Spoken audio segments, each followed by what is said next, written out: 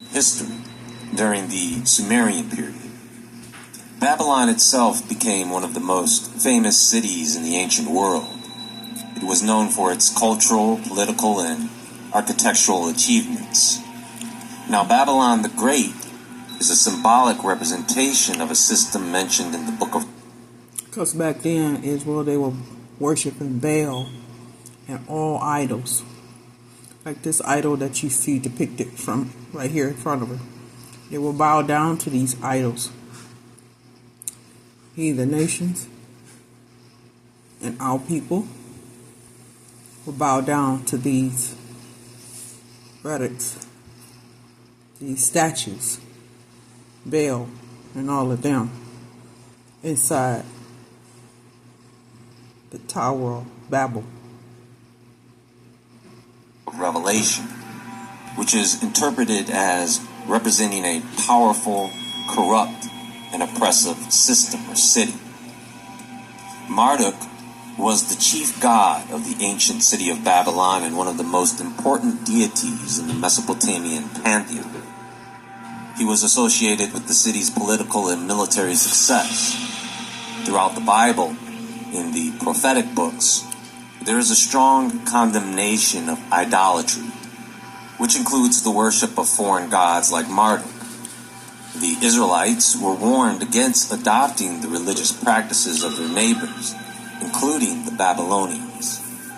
In the book of Jeremiah, chapter 50, verse 2, Marduk is mentioned by another name, Baal.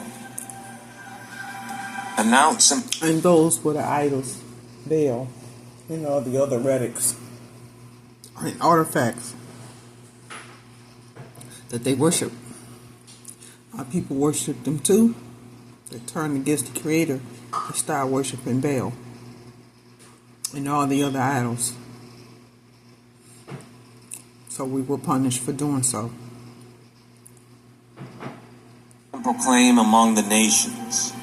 Lift up a banner and proclaim it. Keep nothing back but say, Babylon will be captured. Baal will be put to shame. Marduk filled with terror. Her images will be put to shame, and her idols filled with terror.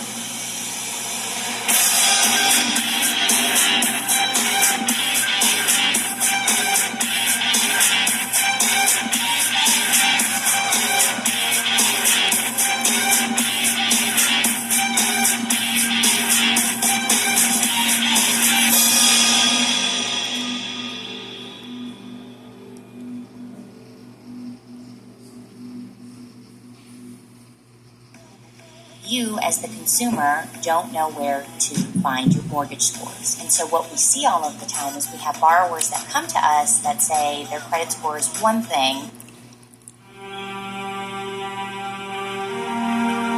Babylon was situated on the Euphrates River in what is now modern-day Iraq, about 50 miles south of Baghdad. Its location in the fertile Mesopotamian plain made it an ideal center for agriculture, trade, as well as political power.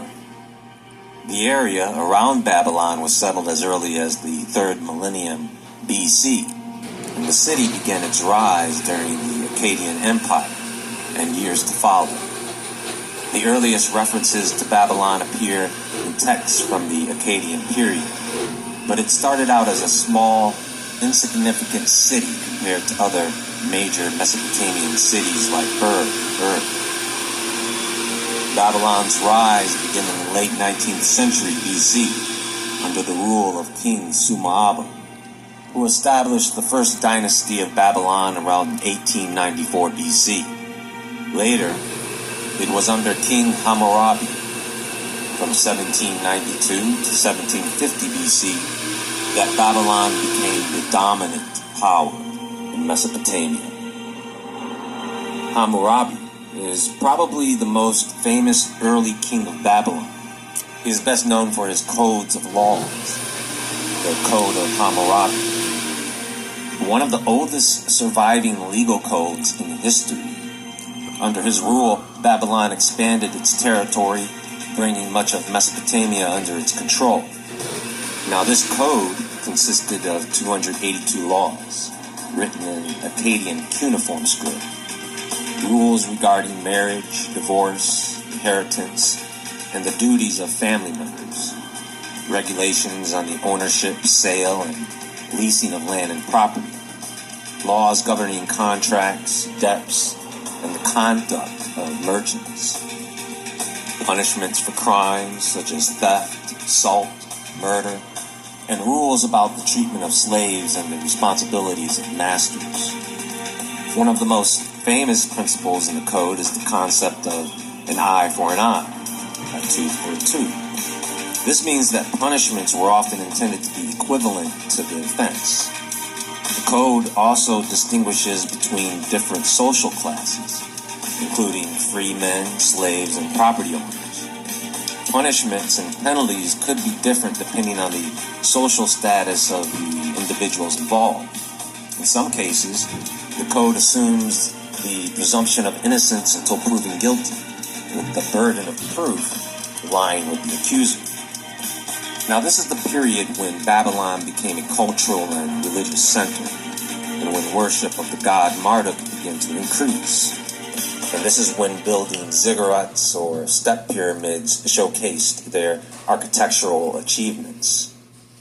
After the fall of the first Babylonian dynasty, the city was ruled by the Kassites, a dynasty that maintained Babylon's status as a cultural and religious center. The Kassites introduced innovations in governance and military organization. In the early first millennium BC, Babylon became under the control of the Assyrian Empire. Then, the city experienced a major resurgence under the Neo-Babylonian Empire, under King Nebuchadnezzar II from 605 to 562 BC. Now, this is the period famous for the construction of the Hanging Gardens of Babylon and the Ishtar Gate, as well as the expansion of the city. In 539 BC, Babylon was conquered by the Persian king Cyrus the Great, marking the end of the Neo-Babylonian Empire.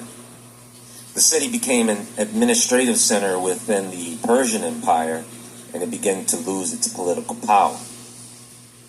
After the conquest of Alexander the Great in the 4th century BC, Babylon became a part of the Hellenistic world. The city eventually fell in ruin over the centuries, especially as the focus of power shifted to other regions.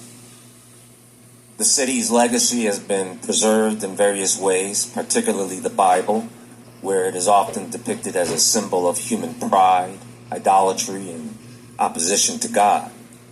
The Tower of Babel and the Babylonian captivity of the Israelites are the most well-known biblical references. So Marduk, the chief god of Babylon, was associated with creation, kingship, and order. His origins can be traced back to early Sumerian gods, particularly the god Asalu. Now, what's interesting... So you see back then, Israel, that they were worshiping idols, bowing down to this, serving this instead of the Creator. Even our people have done it as well, and they still do it even to today. Right after and before they built the Tower of Babel, where the Creator came down and confused their language, so neither one could understand each other. Therefore, the tower could continue to get built, because it was supposed to reach the heavens, but that never happened. About Asalu. He was the god of magic and healing, and he may have also been the god known as Enki. Both walked. And they were the Anunnakis, who built, created with their own DNA to create people and not us, and to form and create creatures ugly creatures. But that person, part of the Anunnakis, or are the Anunnakis. Water gods. I did a video on the marine kingdom. If you haven't watched that video, you can find it on my... That video was really good. It was really, really good, Israel. You should check it out. The Water Kingdom. Where he gets in depth. And tell you in depth on the Anunnakis. The channel page in the search bar. As Babylon grew in power under King Hammurabi, Marduk's status as the chief deity of the city also increased. He became associated with the political and military power of Babylon, and his worship was closely tied to the city's rise as a major power in the ancient Near East. Marduk's most famous mythological story is found in the Babylonian creation epic known as the Enuma Elish.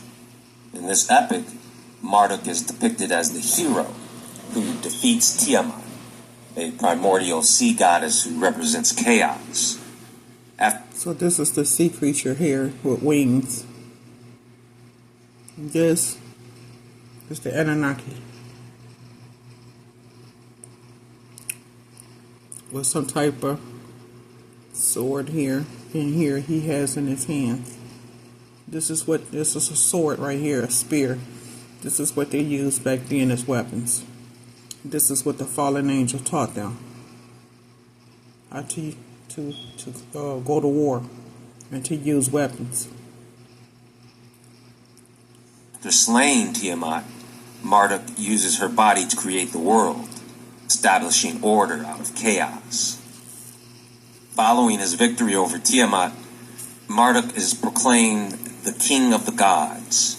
He is given control over the tablet of destinies, a powerful symbol of authority, and becomes the supreme deity in the Mesopotamian pantheon. Marduk is often depicted with his symbolic animals, the dragon and a bull, representing his power and authority. He is also associated with the spade, a tool used in the construction of canals, reflecting his role as a creator and builder. Remember that builder part. The most famous temple dedicated to Marduk was the Isagala in Babylon, which included the Entaminaki, a massive ziggurat often associated with the biblical Tower of Babel. And I believe that reached a height of about 600 feet. But of course, according to the biblical story, they never finished building it. This temple was the center of Marduk's worship and a symbol of Babylon's religious and political power. Now, these gods never really go away. They just go by different names depending on the culture. In Egypt, Marduk was probably the god they knew as Ra. And when you look at the similarities between them, you'll understand why. Now this comes from the book of Revelation chapter 17. Listen to this. And there came one of the 7 angels which had the 7 vials, and talked with me, saying unto me, Come hither, I will shew into thee the judgment of the great whore that sitteth upon many waters, with whom the kings of the earth have committed fornication, and the inhabitants of the earth have been made drunk with the wine of her fornication. Now could this be the angel that talked with him?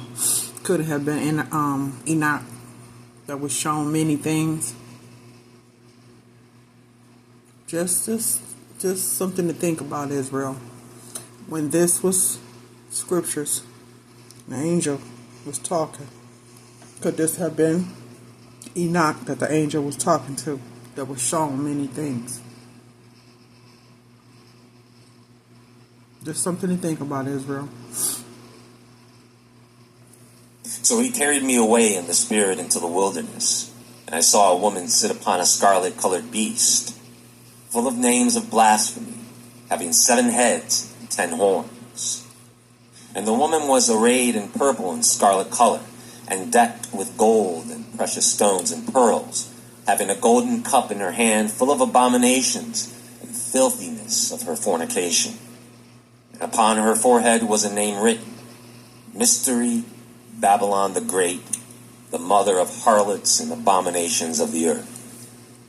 And I saw the woman drunken with the blood of the saints and with the blood of the martyrs of Jesus.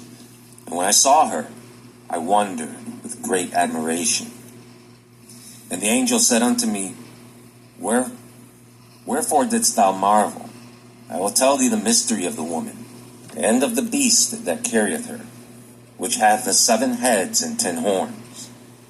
The beast that thou sawest is not, and shall ascend out of the bottomless pit, and go into perdition.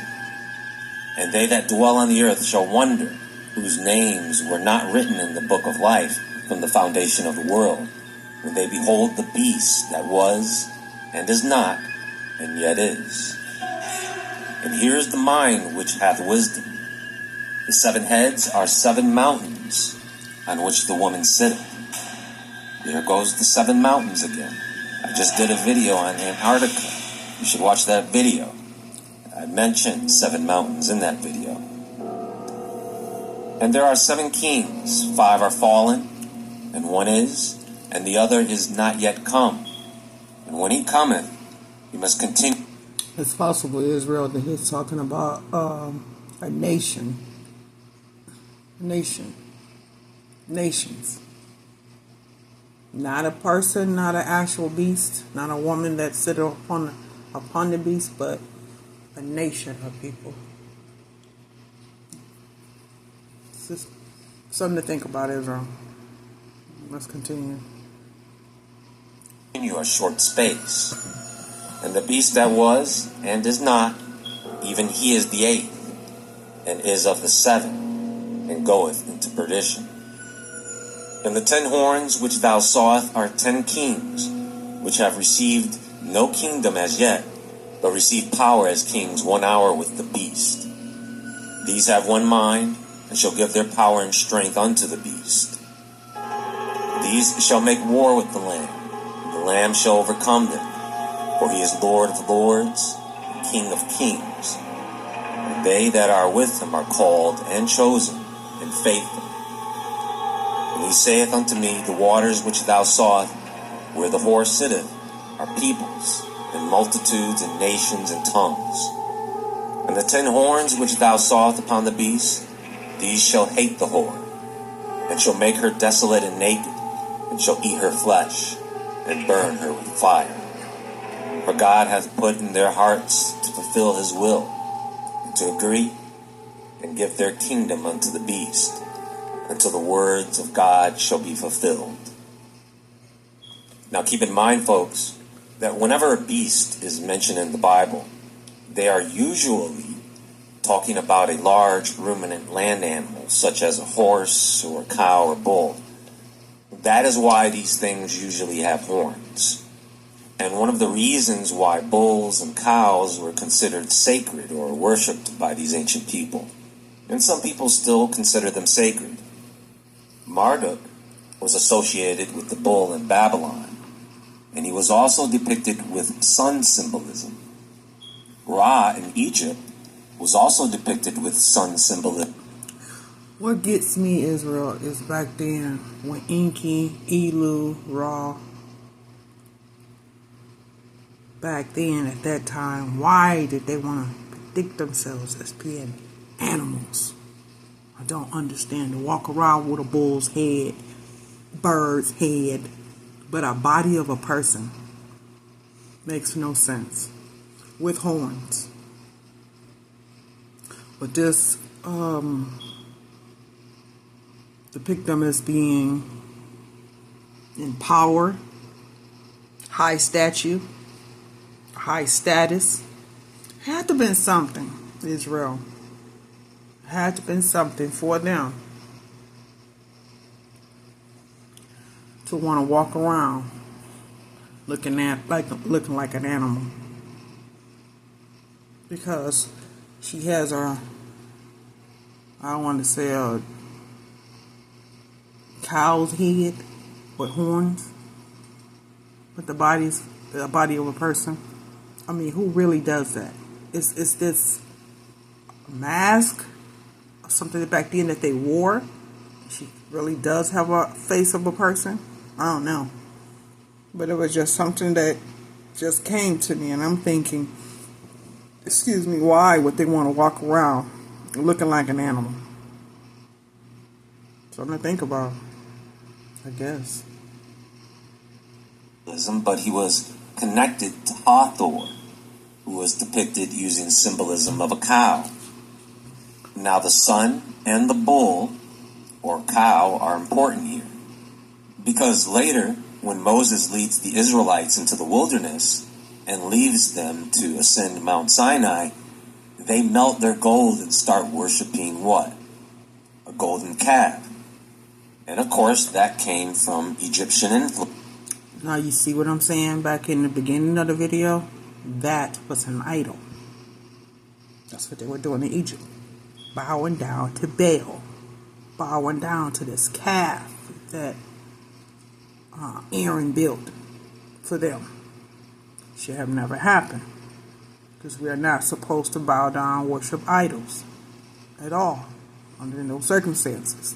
But back then, that's what they did. Now, who else is represented by a bull that God told his people not to worship?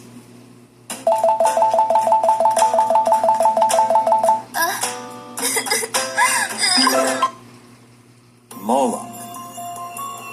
In Leviticus it reads, "You shall not give any of your children to offer them to Moloch, and so profane the name of your God. I am the Lord," which explicitly forbids the offering of children to Moloch, or sacrificing their children. In Leviticus it also says, "Say to the people of Israel, any one of the people of Israel or of the strangers who sojourn in Israel, who gives any of his children to Moloch, shall surely be put to death. I myself will set my face against that man and will cut him off from among his people." So I guess back then, so they were giving sacrifices to Moloch, so there was a lot of people that was dying back then because you're sacrificing to an idol, giving reverence to idols, to Moloch. I wasn't supposed to do that.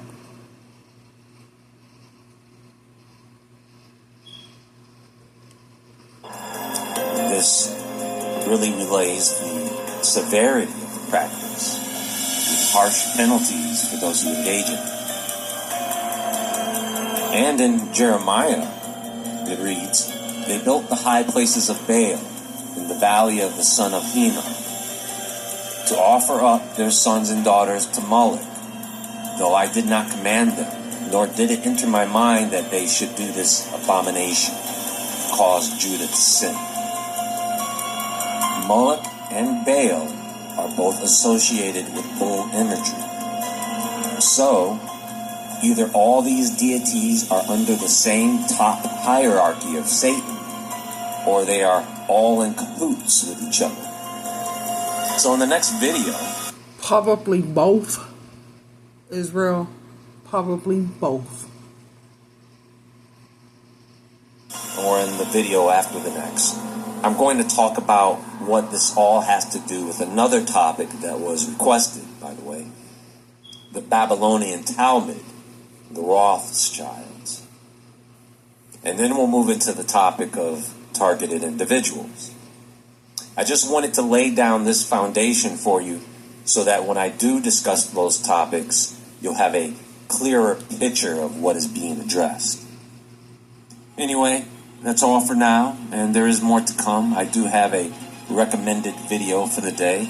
Watch that video. It will be linked on screen at the top right corner of this video and in the description box and pinned comment below. Please hit the thumbs up button to help with the algorithms. You can also find me on Instagram at jwoodward. Check out my